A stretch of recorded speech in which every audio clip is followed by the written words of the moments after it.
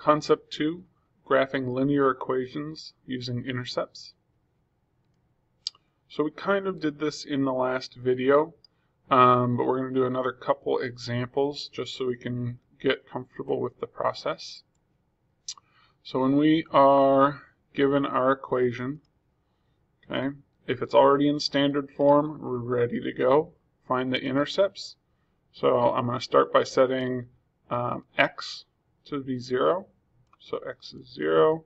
So I have 4y plus 0 equals 12.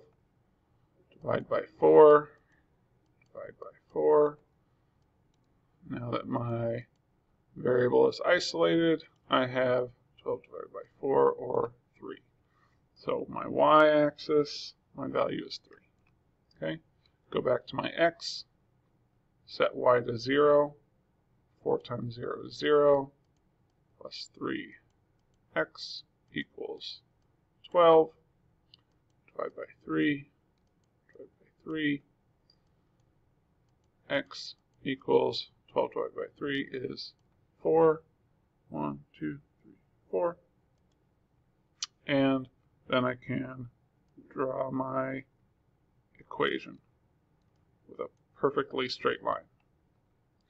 Okay, so we've done finding the intercepts. Now there is a situation where the intercepts will not work. Okay, and I've got it down here, but think about what situation that wouldn't work, or what situation would make it not work. Basically, we're using the intercepts to find 2 points on our graph, and then drawing a line between them. Okay, what is going to mess that up? Well, what's going to mess that up is having our point be the same. Okay, our intercepts cross, right? Our axes cross. If our intercepts are both here at the origin, they're both 0, I'm not going to be able to draw my graph from that. I'm not going to be able to know what the slope is. Okay, so I can go through the process, right? Set my x to 0. I have negative 3y equals 0. Divide by negative 3.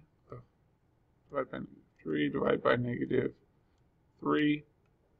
Y equals, well, 0 divided by negative 3 is still 0. So my y-intercept is 0. When I do the same thing with x, right? Set y to 0.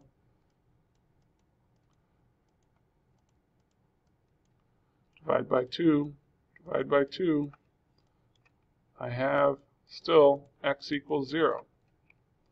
And that point is there again. So I know where my intercepts are, but they're the same. My line could look like this, my line could look like this, it could be like that. We don't know what the slope is. Okay? So from there, if you have this situation, what you need to do is figure out your slope. Okay, and to do that, you get y by itself. Okay, so we have 2x minus 3y equals 0. We're going to subtract 2x. Now this is going to get a little messy. Not too bad though.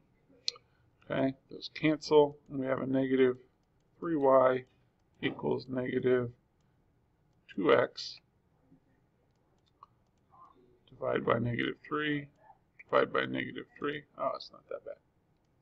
Okay, and I'm going to end up with, run out of room, y equals a negative divided by a negative is going to be a positive. So 2/3 x. And this is my slope.